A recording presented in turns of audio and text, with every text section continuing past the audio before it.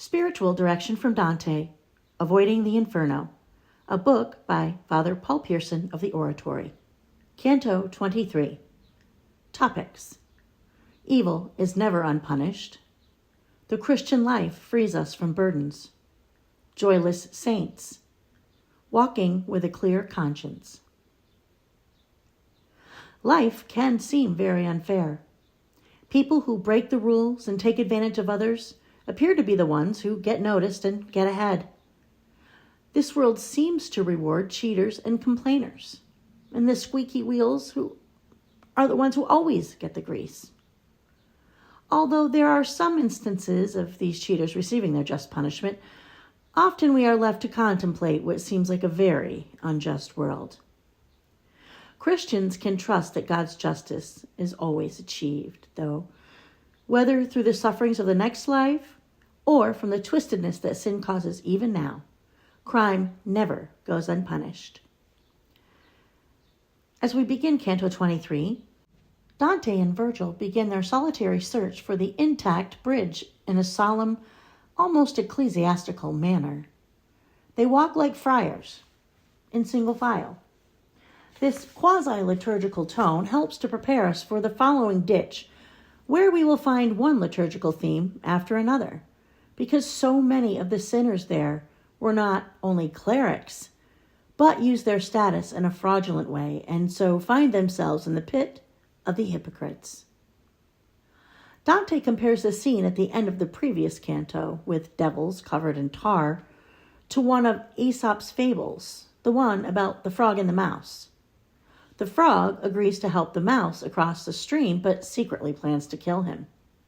But a bird, seeing the mouse struggling in the water, swoops down to snatch the mouse and gets the frog as well. The trouble the frog got the mouse into ended up being trouble for the frog as well.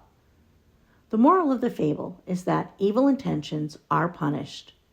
In the same way, the devil Tramplefrost's attack against his fellow devil Harlequin didn't result in a victory for the attacker, but defeat for them both.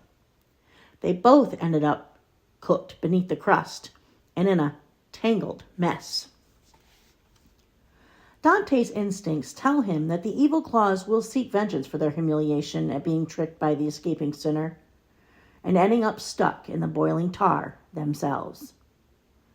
Dante is accustomed to dealing with officials suffering from wounded pride. As they walk along the edge between these two ditches, he gets more and more apprehensive, a feeling shared by Virgil. Notice that Dante is the one who takes the initiative here. He's more accustomed to the rough and tumble life of corrupt politics, and Virgil clearly defers to him as the expert on the subject, mirroring Dante's thoughts like a pane of leaded glass. They discuss their strategy, a slightly undignified slide into the next ditch, but are interrupted. Seeing the evil claws approach with obviously evil intent, Virgil grabs Dante and, holding him against his chest, slides down the rocky slope into the trench of the hypocrites. At least in part, their exit has a purely dramatic function, a way of escaping from imminent danger, but it also suggests that one cannot, and perhaps should not, reason with those who abuse power. Avoidance is the best strategy. Do whatever it takes to put distance between yourself and them. The paternal care Virgil displays for Dante gets repeated mention. Virgil is like a mother fleeing a fire with her child, without thought for herself, only thinking about saving her child. This relationship is put into less figurative words later, saying, "He carried me not as his fellow or friend, but as a son." The devil's power is strictly limited. They cannot go beyond the banks of their particular ditch. They are like county police, who reach the county line and cannot pursue beyond it. The demons are just as much imprisoned here as the souls they torment. What they do, even the pain they inflict, is part of God's providence. They could do nothing if he did not allow it. They wanted to rule, to be like God, but they are sentenced to an eternity being middle management in a tarry pit, acting as instruments of divine justice a sort of indentured servitude in hell. Before we find out what the sin is which is being punished here, Dante lets the imagery begin to paint the picture in the line, "There in the depth we found a painted populace." This is yet another example of Dante's front-loading of images.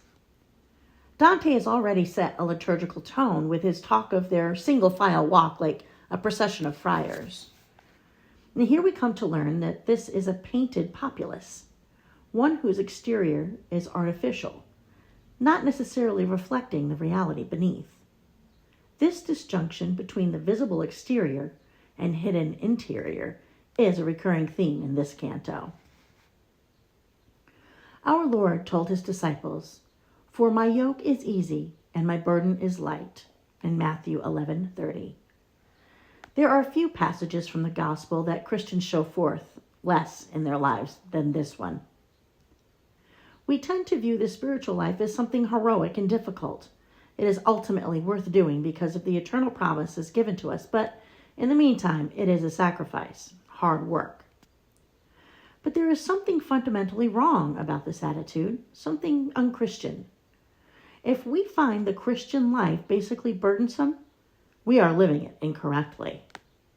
We have been set free from so many different burdens. Perhaps it takes a trip to hell to recognize just how heavy a life of sin truly is. The words, "Lord, by your cross and resurrection, you have set us free," which is the memorial acclamation we say at Mass. The next layer of imagery concerns the burdensomeness of their existence. Their steps are slow. They weep as they go. Their expressions communicate exhaustion. Whatever it is they are doing, and the observer isn't immediately sure, it is drudgery. Later, in line 67, we'll hear, "Oh, weary mantle for eternity." We don't yet know the reason for this burdensomeness of their existence, but merely the fact of it. Next, Dante adds another ecclesiastical note. They are dressed in copes like monks of Cluny, with hoods that obscure their faces. The monastic hoods were intended to promote a freedom from distraction, a sort of holy tunnel vision. But here the purpose is different. It's obscuring the wearer from view. And this obscurity, as we'll see, is both descriptive of their sin, but also part of their ordeal. Finally, we discover that these copes are golden on the outside, whether plated or painted, we aren't certain, but lead beneath. The image this calls to mind, especially to someone of Dante's time, is of a counterfeit coin. Lead was used by counterfeiters and by alchemists to simulate gold, because it is malleable like gold. Think of people biting coins to see if they are soft enough to bear the marks of their teeth as gold would, but primarily because it is of comparable weight, or density, to be precise. Even in the modern periodic table, gold and lead are close neighbors, very similar in atomic weight. Lead has the weight or heaviness of gold, but little or none of the value. This is what is central to the imagery here. Again, the burden and the tiredness are the focus, but now we know the reason. Their glittering garments are unthinkably heavy. This is a perfect image of how these hypocrites deformed religion.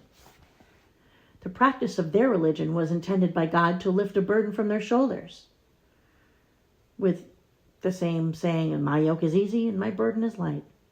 But these sinners have deformed the divine intention of religion, interpreting it merely as a series of obligations that placed ever more burdens upon men.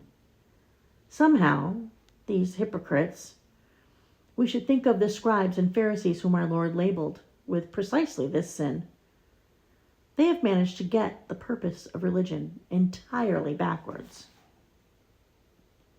This weight upon their shoulders makes these souls terribly slow-moving, and this allows Dante and Virgil to move past many of them, looking for anyone they might recognize. This personal recognition of familiar faces doesn't happen. and perhaps this is a result of the obscurity mentioned in line 61. Hypocrites did their religious actions in order to be noticed so that men could see, but here their identities are hidden by their golden hoods. Someone, however, recognizes Dante's Tuscan accent. He is the one recognized, not the souls being punished. The souls are required to remain hidden, something they refused to do in the religious life on earth, where they were called upon to pray in secret, and the Father who sees in secret will reward you. And two souls hasten to meet Dante, a haste of the will rather than of the feet. They just can't go any faster than they are presently moving. Even here, the souls are very wary of the human respect given to the others. They seem bothered that someone has received a privilege not given to them. Questions of preeminence are still at the front of their minds. They want to sit at the best seats at the table, in the front pew of the synagogue, and be recognized by men. Their stoles of lead imply that this sin is particularly priestly, since the stole is the vestment which specifically identifies the priest. In a way, this Malebolgia is a fitting neighbor to the grafters. The grafters abused their civil authority. Their care for the common good was merely a cover for their own selfish ends. The hypocrites have abused their positions of honor in the church. They use their spiritual status to attain earthly preferment. The very stoles that brought them respect when they wore them in the world are now the very cause of their suffering. Believing should bring us joy, but this proper fruit of belief is destroyed when religion is seen primarily as a list of obligations to be fulfilled, rather than a loving service of a loving God. Rejoice in the Lord always. Again, I will say, rejoice.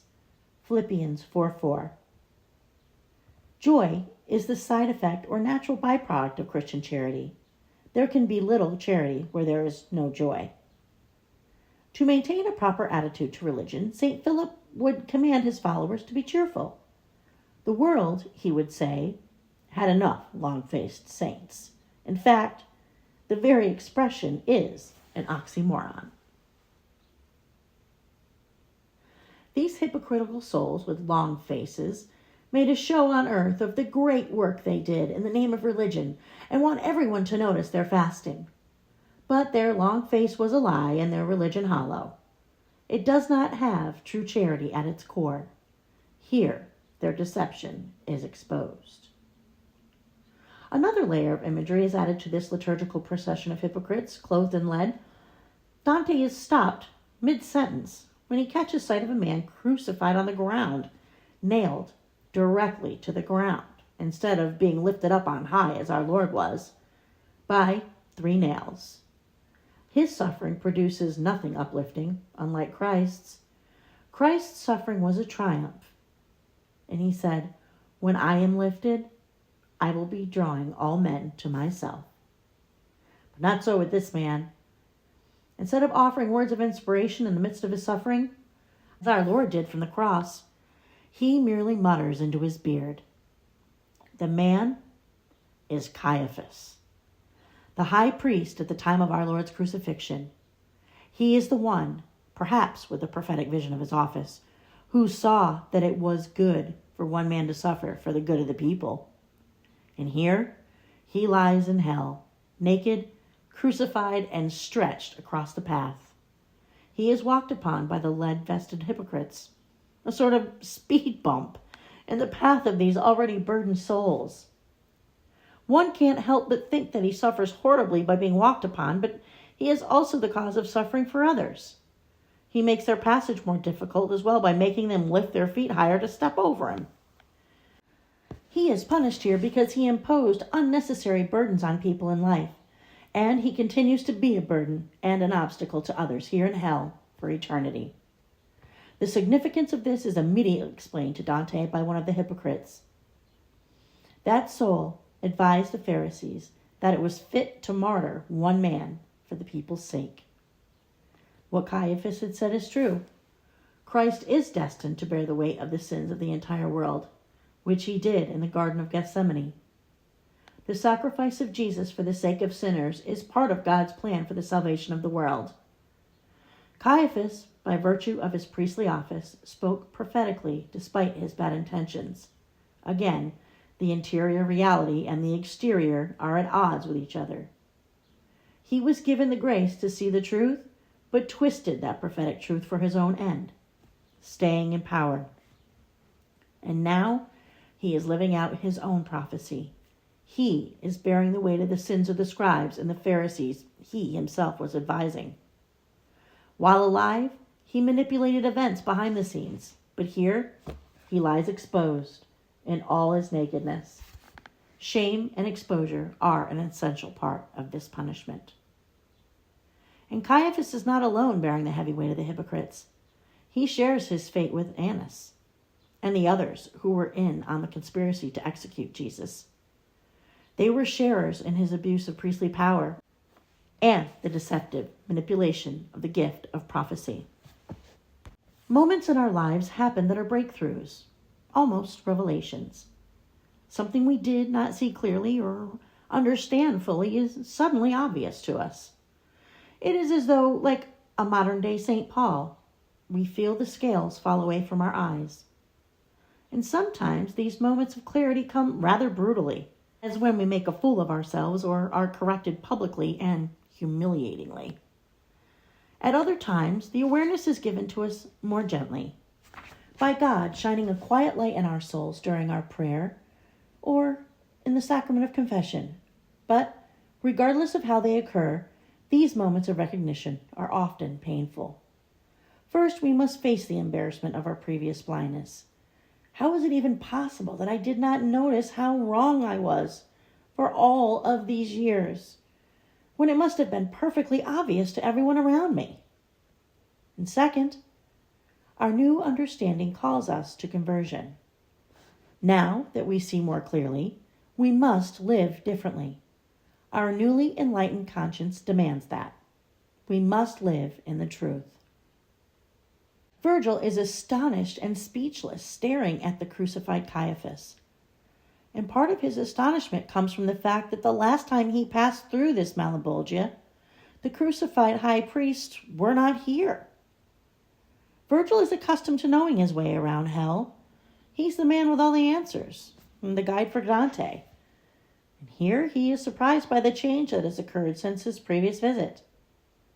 But there seems to be something more, something personal, something that strikes Virgil's conscience.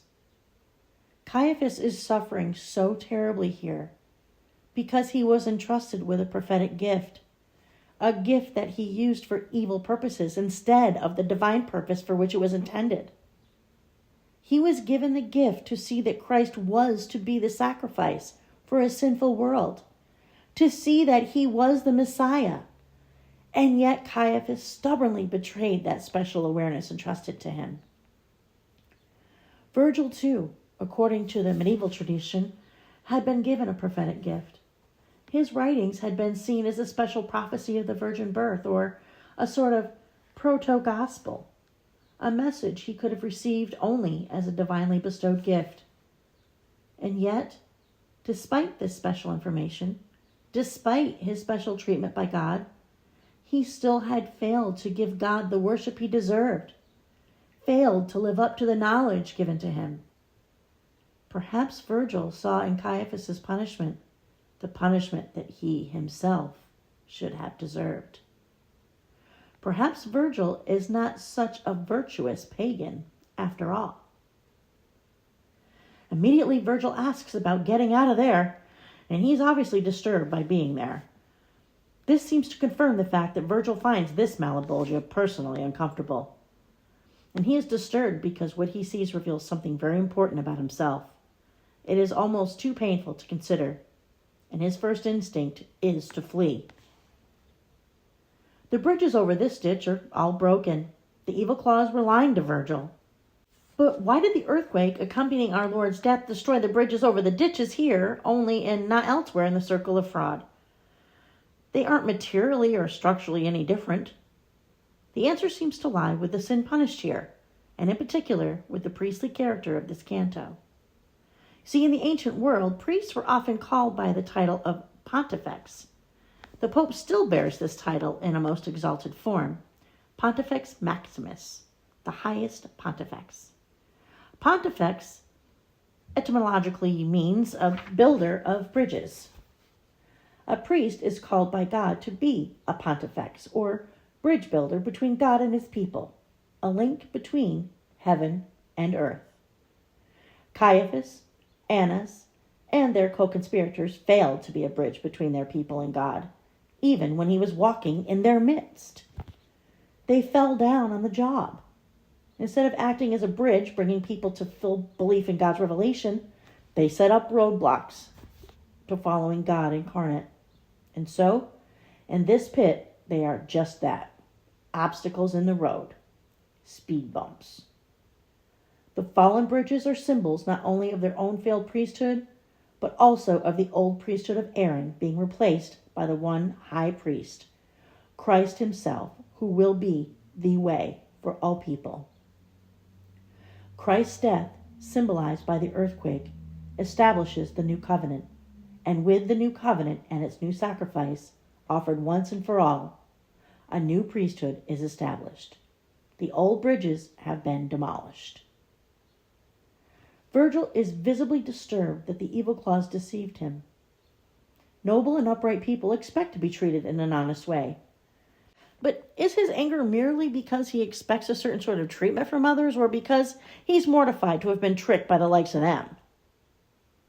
A wicked and hypocritical friar from Bologna hears the story of the deception and makes a comment that makes Virgil seem almost naive in trusting the demons in the first place. And he says, "I heard tell of all the demon's vices, and I heard that he was a liar and the father of lies." So why should Virgil expect anything otherwise?